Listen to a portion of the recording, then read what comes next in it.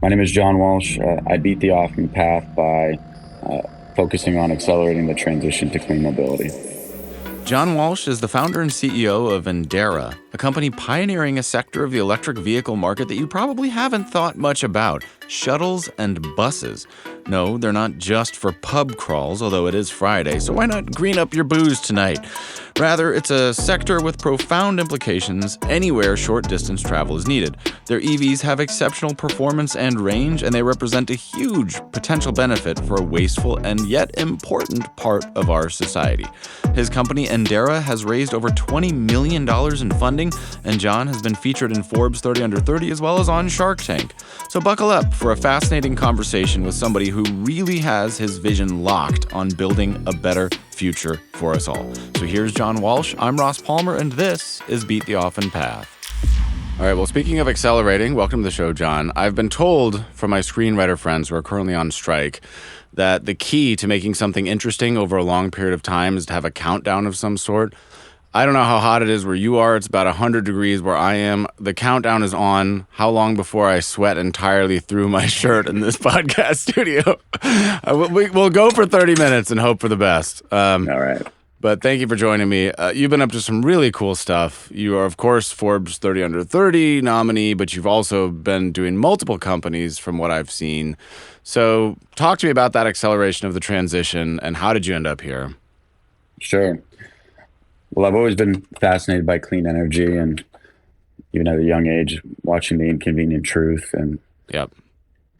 kind of freaks you out when you're a young kid that you could be potentially creating. And yeah, but Freaked me out. The idea that you'd be creating a potentially unlivable planet is definitely concerning. And so, since a young age, I've always been fascinated by clean technology and finding an economically viable solution to sustainable energy.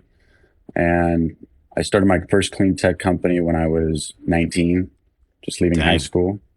Yeah, it was ambitious. It was algae biofuel, which Whoa.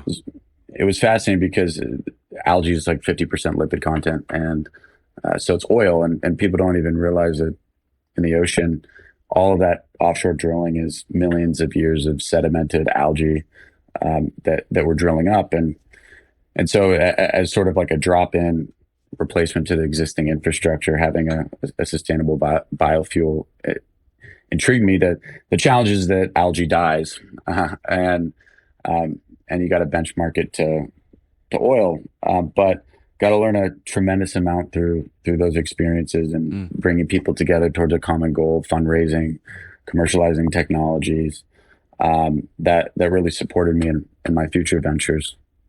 So that's pretty obscure. When I was that age, if I was entrepreneurial at all, I might have thought of reselling a Snickers bar to somebody for 50 cents that I bought for 25 cents. How the heck did you come up with the idea of something that seems so random at such a young age?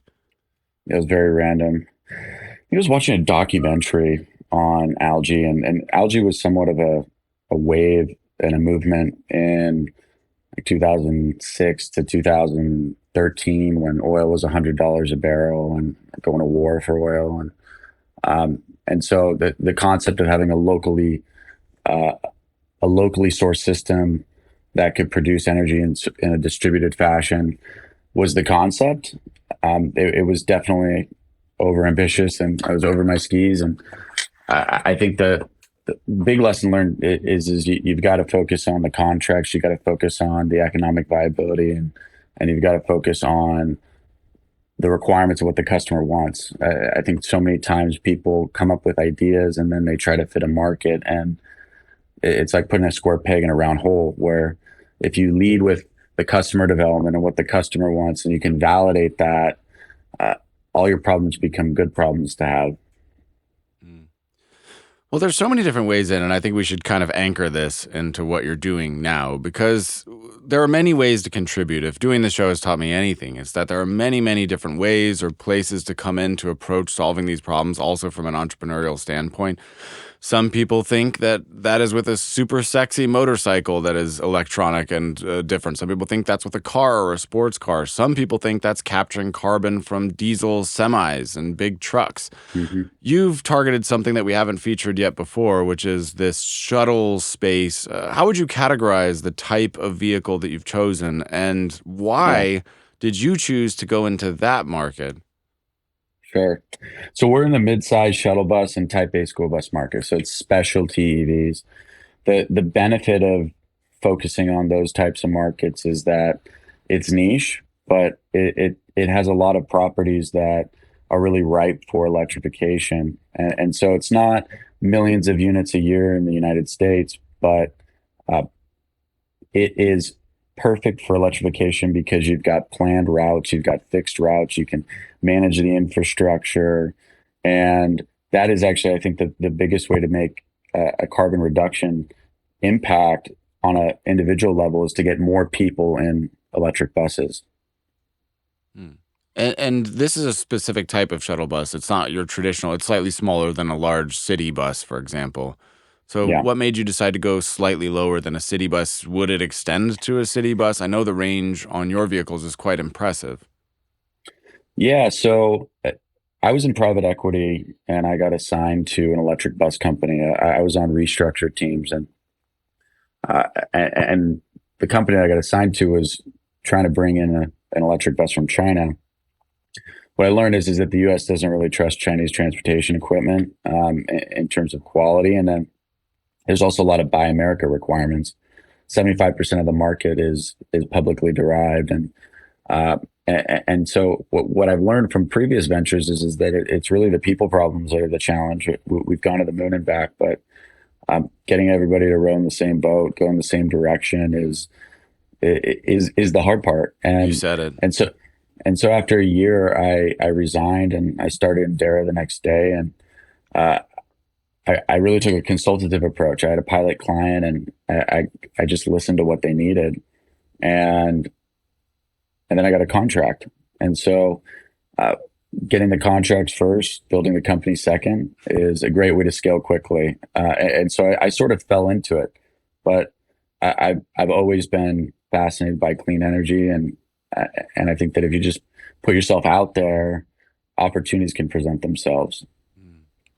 Well, that's a concept that we've heard before, and many entrepreneurs talk about this. And you touched on it earlier about the concept of coming up with an idea and then hoping that there's a product market fit versus validating something first. I think for most people who want to contribute to something, the idea of securing a contract before having a company or any infrastructure sounds amazing, but also ludicrous and insane and impossible. So, how do you know that you can fulfill a promise like that, having never done it? And why did you decide that you could take that contract on? Well, I think that the interesting part about the industrial space is one contract can catalyze a company because of the size of the contract. I think the way that I went about it was seeing that the industry didn't really trust what was out there. There was a lot of anxiety around failed deployments. There was a lot of confusion around what was possible, and there was no one-stop shop offering. And so what I did was I took a consultative approach that really said, all right, I'm not going to tell you what you guys need. You tell me what you need. Let's build this together, and let's cut through all the BS. Let's verify claims, and let's make sure that we can actually get you a product that you need. And so I think relationships is huge in accomplishing that, and then really just being open and transparent and building trust. And so that was the way that I had started the company. And coming from finance, I didn't want to build anything. I wanted to subcontract everything out, and I saw that there was a lot of recurring revenue opportunities, and that was great on paper, but in practice, the people problems are the challenge, right? When you have a vendor that doesn't do what they say they're going to do, or you need to have someone service your product, and then my badge is on the vehicle, things become a challenge, and so I started lean by subbing everything out, and then it became evident that we needed to vertically integrate from there if we really wanted to scale. Hmm. And now you've got at least two locations, one here in California and another in Ohio, a massive facility in Ohio, I believe, right? Anywhere else? Yeah, so we've got a 250,000 square foot factory in Ohio. It's on a 1 million square foot campus, and then we have Impressive. an R&D facility in California. So it's Okay. productions in Ohio Okay. and R&Ds in California. So the type of work that I do when, I do digital marketing, I have my own agency. Whenever I try to get a client with somebody, the first thing they ask me is, what have you done before? Let me see your examples of previous work. How do you overcome that barrier if you have literally not done the thing that you're promising to somebody? Sure. Well, the thing is that not really anybody has done Hmm. uh, this Interesting. in this space. So I don't think there's really anybody who has done exactly that. But I think that the confidence and the trust and transparency is a way you can overcome that. I think that you can highlight your capability, and you can hit the logos, ethos, pathos parts uh, of convincing someone. You definitely got to have a sales finesse, but I think that just sticking to transparency and honesty is a way where you can overcome that. And I mean, looking at areas that are good to get into from a business perspective are areas that are ripe for innovation. Niches are great because you could be a big fish in a small pond. And our industry has a high barrier to entry because it's a very capital intensive business. But it's exclusionary by nature. When it has a high barrier to entry, if you can overcome that barrier to entry, you've got a tremendous opportunity. So I think also just looking at the demand, you're judged on how hard the problems you're solving are, um, and, and you get rewarded accordingly. That's a powerful statement in and of itself, right there. You got a lot of funding about a year ago, at least the last I saw, August or something like that, 2022, 20 some million I saw. How has your concept of the problem changed as you have grown along with it? Do you know things now that you didn't know previously? Do you think about this problem in a different way than you did when you started? I think that the problems of getting electric buses on the road are are difficult. Initially, I thought it was much more high level, and you need to kind of connect dots and be trilingual. You had to get the finance community to understand residual values. You had to work on getting infrastructure installed. But manufacturing is a whole different level of complexity. I mean, especially in automotive, where you got one part that doesn't come in, you can't deliver the vehicle, and you've got hundreds of parts, thousands when you include subcomponents. And so I think that manufacturing is a fascinating industry that not a lot of people get into, that due to the offshoring that manufacturing in America faced over the last few decades, and now then seeing the onshoring, there's a lot of opportunities for innovation because we somewhat lost that manufacturing mindset in the U.S. You look at China and Asia and the technologies that they developed and automations. It's tremendous, and so I would encourage people to get into heavy industry. There's a lot of opportunity there. And do you think that they require almost all such things require capital to get into? Are they all capital intensive types of things that you envision when you're saying that? I mean, manufacturing in general is a more capital intensive space. Some more than others, but capital definitely helps. I mean, capital kind of runs the world, and you need capital to make things happen. But there are ways where you can phase it. I mean, a company that wants to go from a PowerPoint to 0 to 1,000 in terms of vertical integration overnight, um, that's not reality. And you end up having a lot of inefficiencies in capital deployment. Whereas if you're looking at, like in manufacturing, vertical integration is always a topic. And if you look at it in more of a phased approach, um, I think you have more chance of success, right? Look at the areas that make sense to take in house because you can bring things into your own control, which is a lot of it, to then looking at the things that might have cost improvements over time. Yeah. And you made a number of innovations that are specific to the vehicles that you've done. Speaking of manufacturing them in the United States, there's some kind of custom drivetrain that you've made. They charge really fast. They have an all-day range.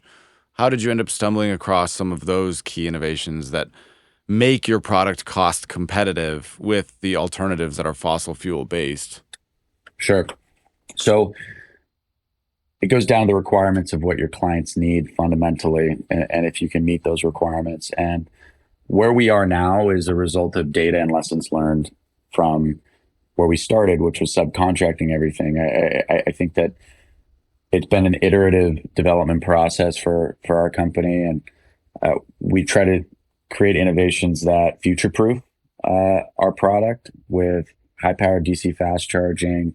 We looked at the infrastructure problem at large, and the challenges is if you don't have the range to do your routes, speaking from a bus perspective, throughout the day, the only way where you can accomplish that is through DC charging. Now, the challenge with DC charging is you have a huge infrastructure hurdle that's significantly more costly and time consuming than like AC charging, for example. And so the way we designed our architecture is so that you can do your routes during the day and maximize AC charging, which is slow charging overnight when the power is cheapest, but still have that future proof to be able to have it charge fast, but really drive people into their existing behavior patterns that they did with gas, so that it's less friction. Do you measure things differently? I think normally when people think about battery life in a car, they think of miles, they think of range, but I get the sense that maybe you conceptualize it more in terms of time. Do shuttles generally not view their activity in terms of miles? So there's definitely daily route requirements, but this is a piece of transportation equipment that serves a utility, and time off duty is cost. Having a vehicle down is opportunity cost loss in making money. And so when you look at the duty cycle of what they need, it's not like it's a sexy car that has all these nice to haves. It's something that is just filling a fundamental need. And so if you're looking at how they typically fuel, if you're looking at how many miles a day the vehicle goes, if you're looking at how many seats that they need to move X amount of people, which you have an issue with EV because the vehicle's heavier because of the batteries, that you've got to look at just the fundamental requirements of serving their routes. And then how our operators look at it from a cost perspective is total cost of ownership. So they don't look at just the cost of the vehicle. They look at the input cost, which is the fuel costs and then the maintenance costs. With EV, your maintenance costs go down by up to 80%, and you have the same reduction in energy input costs. And so when you're looking at lease payment plus fuel cost plus maintenance cost versus lease payment plus electricity cost plus maintenance cost, with creative financing, you can be saving money day one by going electric. And I am a firm believer that having an economic value proposition in addition to the environmental value proposition is the way where you're going to make true impact at scale. Is if you make it not only cleaner but cheaper, you're going to have more adoption. Brilliant. Absolutely brilliant. Who has been the most responsive to that line of thinking? What types of sectors or types of people have just instantly latched on to that value? Sure. So there's two different markets that we serve from a high level. There's the public sector, which is municipalities. There's the private sector, which are Pub crawls. exactly. Yeah. No, you're not off. Bachelor Right? parties, bachelorette parties, Yeah. Vegas. Corporate campuses, Ski hotels, resorts. universities, amusement parks, stadiums, all of them, all of those clients are very price sensitive because there's no public money supporting it. Airports are oftentimes quasi-private public. You have a private operator that's contracted by a public airport to move people, and they have their own mandates. I mean, in certain segments, they have to go electric. Like airports, for example, to go in and out of an airport and have a commercial vehicle, it has to be alt fuel. Oh, I didn't know that. So yeah, so all of the buses that you see going in and out of airports are some form of alternative fuel. So they're propane, CNG, and then when you add an electric and you have that economic value proposition, we've really seen airports be very responsive to the fact that it's cheaper. Same thing with hotels. Hotels are very price sensitive, especially with COVID, and they also have a green incentive. A lot of hotels want to be green, but the private segment is more price sensitive, and so with a financing package that has immediately a lower total cost of ownership, that's where you see adoption because it's cheaper. The other segment is the public sector, where they also have to go electric. I mean, in California, 10% of our vehicle classes in 2024 have to be electric. And the way that these municipalities have been funding their transportation equipment in a gas era is through Federal Transit Administration money. It's a public good. You got to move people. You got to have the poorest among us have a way to get to work and put food on their family's table.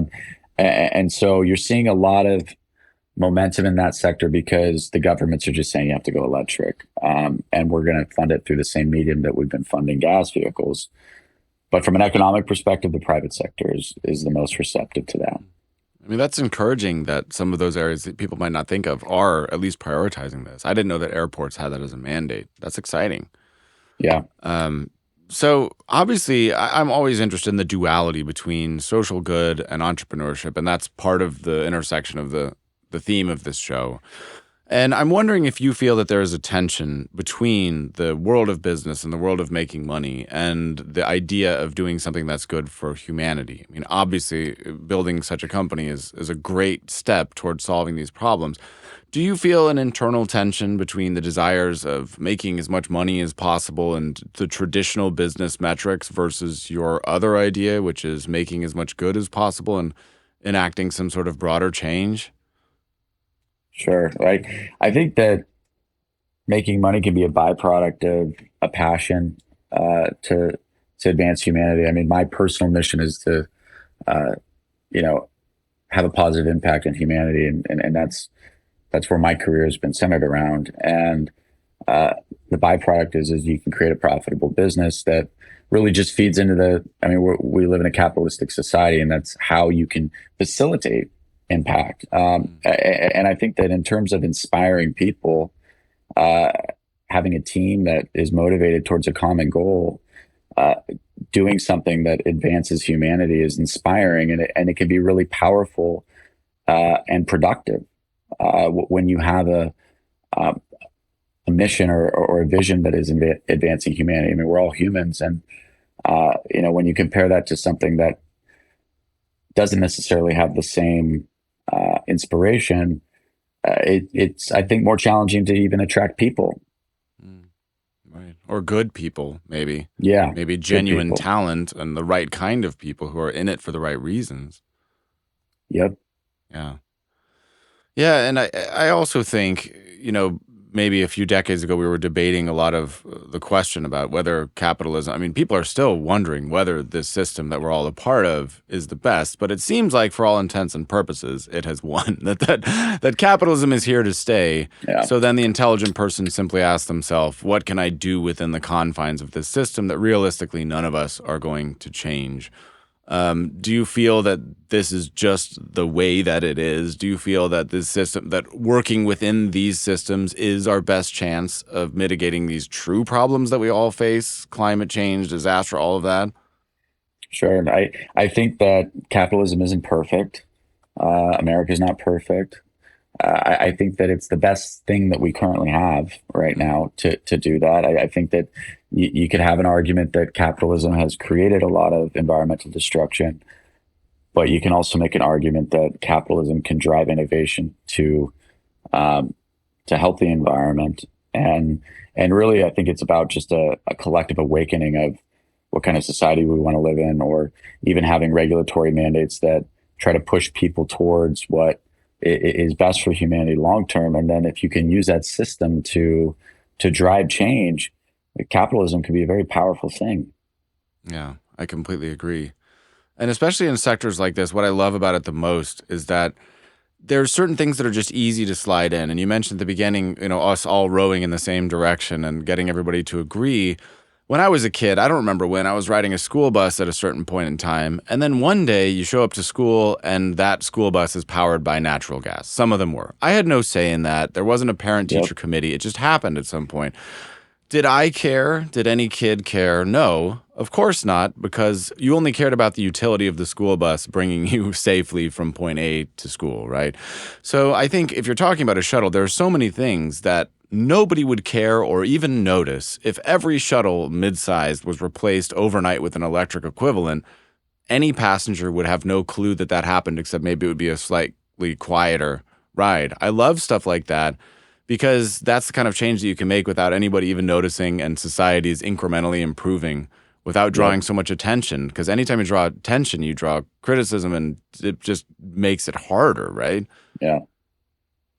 Yeah. I mean, I think that uh, what I like about our segment is the ugly, the overlooked, the neglected. Right, It gives room for opportunity, right. and then you add the economic driver behind it, and you can push it. I think that, like, when you go to schools, I mean, no one wants your child breathing diesel smoke, No, and there's a lot of studies that show the negative harm on not only test results but just the long term effects like asthma and things like that that the kids have, and kids don't know any better. But that's why you can start making your own decisions when you're 18, because sometimes you don't know better. So there's laws in place that are meant to support humans, even to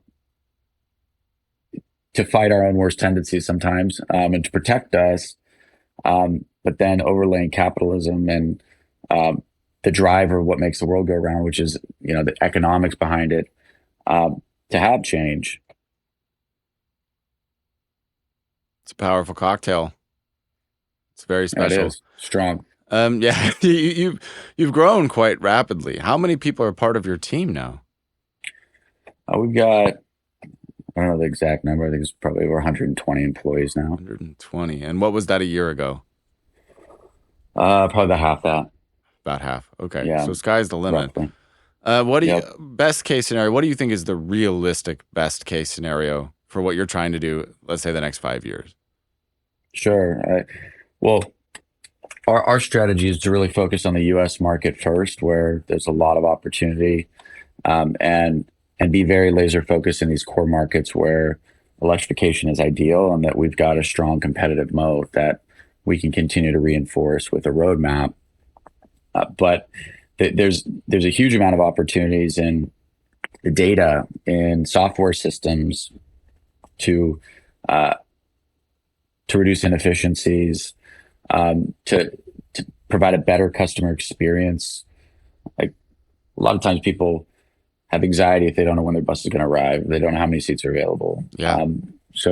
But with Uber, you could wait 10 minutes and it's going to arrive. And so I think there's a lot of opportunity there to enhance the customer experience, to get more people in buses. And there's a lot of technologies that can be innovated to do that. But our company is very focused in these markets. We've always been in these markets. We're very focused on growing market share in these sectors. And then, I mean, internationally, there's a tremendous amount of opportunity. But over the next 5 years, really, it's focused on the U.S. market. Sounds like a reasonable plan. To what degree does the bigger picture motivate you on a day-to-day basis, especially when things are tough? Are you able to step back and say, I'm doing something good for the planet here? Yeah, I think that everybody in our company has got to know what our vision is, and everything that they do every single day, all the way down to the painters and the line workers putting a bus together, feeds into the broader vision of accelerating the transition to clean mobility. And it's a good compass and a good way to motivate people. If you have a clear vision and a clear goal, Like we have town halls where we really just sort of tie our goals and we tie everything we're doing. It can be cascaded all the way up to that one vision. And I think a continual reminder of that uh, to our team is important to make sure that, again, we're all rowing the same boat, going the same direction. People know the why. Sure, days are tough. I mean, building a company is hard. Building an EV manufacturing company is really hard. Um, building prototypes easy. Getting into production's hard. Scaling production is excruciatingly painful. And so I do think that broader vision helps unite people um, in the times where we face challenges. And I think that the culture aspect of the company is sometimes underrated. And having a great culture and a great team where when things are tough, that's the glue that holds everybody together and gets everybody through it. And do you think when it comes to expanding, that glue helps you expand more effectively? Because we've seen how a few bad apples can poison the bunch, to use an overused metaphor. Especially when you're growing and you have a lot of employees, it's easy for culture to change, or as it radiates out, you don't have as much control over the culture. To what degree do you think having that kind of very clear mission makes it easier for you to scale, and you have to worry less about the kinds of new people that are getting drawn into your ecosystem? Sure. Well, you've got to fundamentally have a culture with no egos, and a very little level of tolerance for hubris. Egos kill companies, and I think that as you scale, it's hard to maintain a culture when you go from 10 to 20 to 50 to 100 to 200. Um, but the way you scale is you have that unified vision, and you figure out a way to push decisions downward efficiently, um, so that you can actually scale and tie all that to your goals. So, I mean, culture is everything, in being able to scale, but uniting people towards a common goal while pushing decisions downward. That that's I think the building blocks to scaling. Sounds great. Well, we're approaching the end of our time here. I have a very, very important question. All right, you're in Vegas. You've got a bag of money. You got to place your bet right now. Humanity gonna pull through or doomed? Will they, won't they? I think humanity is going to pull through. I feel never more optimistic about humanity and society, and I think that we're going to get through these challenges. We've shown throughout time to do that, and there's going to be hurdles um, and stumbling blocks along the way. But um, I'm an eternal optimist, and I believe in humanity, and I love humanity, and so I'd bet on us. That's great. So never more optimistic. Why never more optimistic? What about now makes you feel even more confident than before? I think that if you even just look at the pandemic, I mean, it was hard for a lot of people. People died. That was terrible. I think it created a degree of awakening, though, of what type of society we want to live in. I mean, we were running rampant on this planet, and we were like children that got all of their privileges taken away for 2 years, and we got put in timeout. And I think that it opened people up to what kind of society we want to live in, and capital has shifted toward the largest investment class is climate tech now. You couldn't have said that 5 years ago. And That's wild. and so if you look at that, we clearly know what we need to do, and we're on our way there. How much time it's going to take, what challenges you're going to face, what the cost is going to be, it is going to unravel and evolve over time. But we know where we need to go, and I think I couldn't say that as confidently 10 years ago or 5 years ago. So for that reason is why I feel ever more optimistic. That's awesome. It's like a quilt or a mosaic. And from my position, being able to see all of these intelligent and hardworking people working together on their own piece of this mosaic, really making strides in very different angles, but all of those things cumulatively add up. That's extremely exciting.